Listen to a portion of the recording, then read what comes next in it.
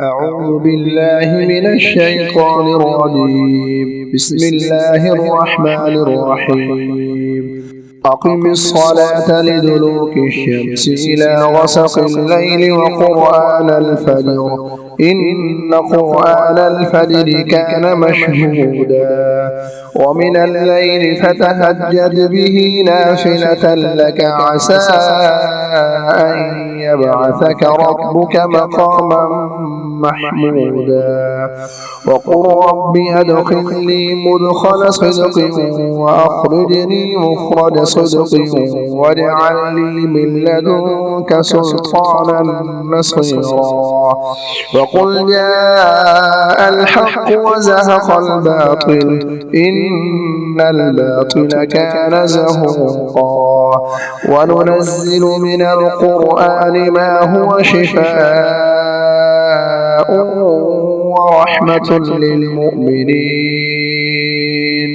ورحمة للمؤمنين ولا يزيد الظالمين إلا خسارا وإذا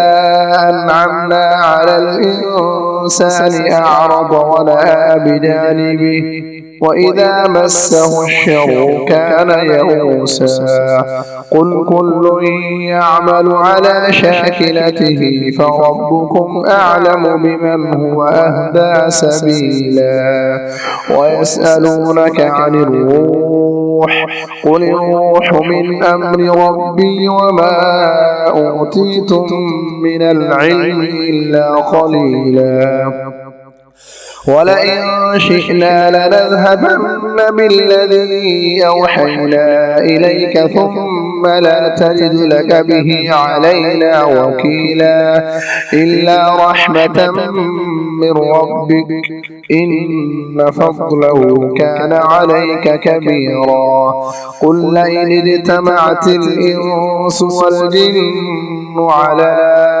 أن يأتوا بمثل هذا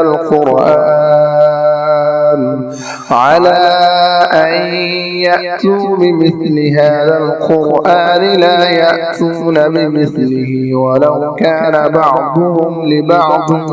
ظهيرا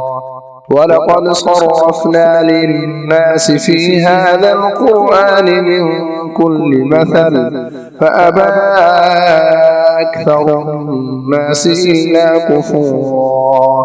وقالوا لن نؤمن لك حتى تفجر لنا من الأرض ينبوعا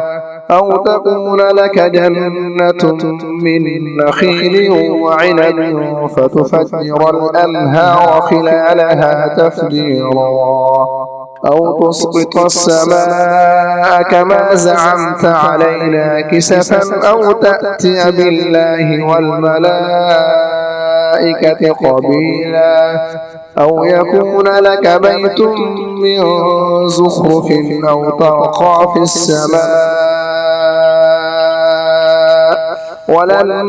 نؤمن لرقيك حتى تنزل علينا كتابا نقرأه قل سبحان ربي هل كنت إلا بشرا رسولا